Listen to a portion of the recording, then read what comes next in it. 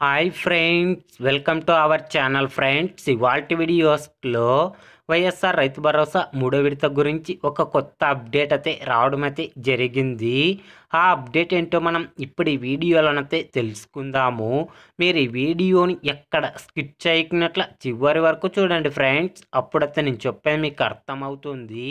అలాగే వీడియో నచ్చితే ఒక లైక్ చేసి ఇంతవరకు మన ఛానల్ సబ్స్క్రైబ్ చేయని వాళ్ళు వెంటనే సబ్స్క్రైబ్ అయితే చేయండి friends. AP CM Jaganmohan Reddy YSR Rythu Bharosa పథకం కింద అర్హత ఉన్న రైతన్నల ఖాతాల్లో ఏడాదికి 3 విడతలుగా 13,500 రూపాయల చొప్పున డబ్బులు జమ చేయడం అయితే జరుగుతుంది.